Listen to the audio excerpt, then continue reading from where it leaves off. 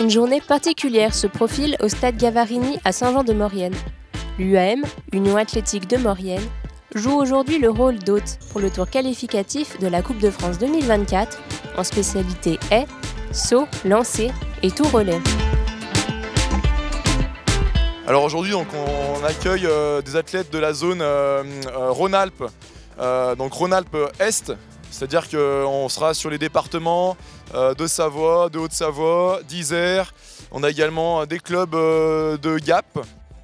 Voilà, donc on se qualifie en fait pour la Coupe de France qui aura lieu à Blois dans 15 jours. Où là en fait on a entre 12 et 24 équipes au maximum qui sont qualifiées sur toute la France. Sur l'ensemble des disciplines de relais, donc ça peut être le 4x100 mètres, 4x200 mètres, 4x400, 4x1000, 4x800, des épreuves aussi mixtes qui s'appellent les medley courts, medley longs, des épreuves aussi, ça peut être des épreuves de saut ou de lancer. Et ce ne sont pas moins de 500 athlètes par équipe de 4 qui vont s'affronter tout au long de la journée pour se qualifier en finale. La sélection de la ville d'accueil de la compétition se fait chaque année selon certains critères. Il faut déjà que les gens aient envie d'organiser et en plus que le stade soit homologué pour le faire. Donc là, ici, on a toutes les conditions pour le faire. À partir de ce moment-là, on n'hésite pas au niveau de la région, puisque c'est la Ligue qui désigne ce genre de championnat, de donner à Saint-Jean-de-Maurienne cette année. Organiser une telle journée n'est pas une mince affaire. C'est environ une semaine de travail pour organiser ça. Alors sur la journée, on peut compter une trentaine de bénévoles. Alors il y en a à tous les postes, hein. On en a qui vont distribuer les plateaux repas pour les officiels et pour les bénévoles justement. D'autres sont à la buvette et puis d'autres sont autour du terrain pour donner un petit coup de main à l'organisation. Au niveau des jurys, pour faire une compétition comme ça à Saint-Jean, ça représente entre 50 et 60 personnes. C'est pas comme un match de foot ou de rugby ou ce qu'on veut, où il y a 2 ou 3 ou 4 arbitres. Nous, il faut 60 personnes pour faire tourner. Parce que chaque atelier, par exemple la perche, il faut au moins 5 à 6 personnes.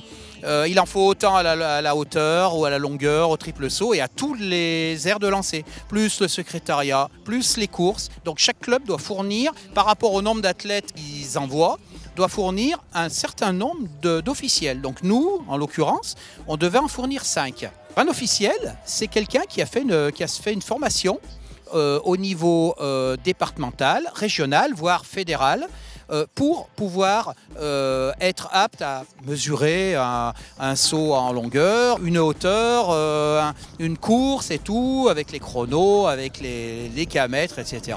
Cette personne doit être assermentée, enfin, elle a un examen à passer pour être sûre qu'elle sait faire et qu'il n'y aura pas d'erreur, parce que c'est quand même important. Là, on est quand même dans une demi-finale, donc on n'a pas le droit de se tromper.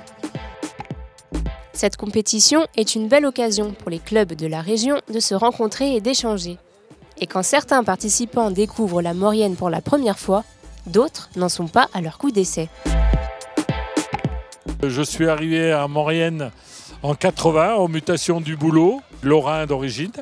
Et ici, il n'y avait pas de club d'athlétisme. J'ai créé l'UA Maurienne avec quelques anciens athlètes, mais vraiment des anciens, qui m'ont donné un coup de main pour développer. Et peu à peu, donc, on a construit l'UA Maurienne. Chemin faisant, je suis devenu président du comité départemental et président de la Ligue, enfin dans le temps Rhône-Alpes, et maintenant Auvergne-Rhône-Alpes.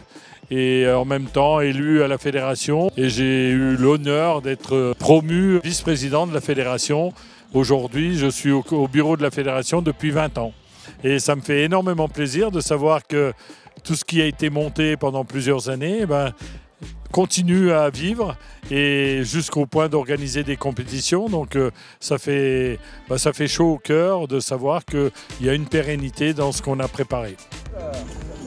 Florence, suivi de Bourgoin, suivi de l'UA Maurienne. Une compétition qui met en avant l'aspect collectif de l'athlétisme.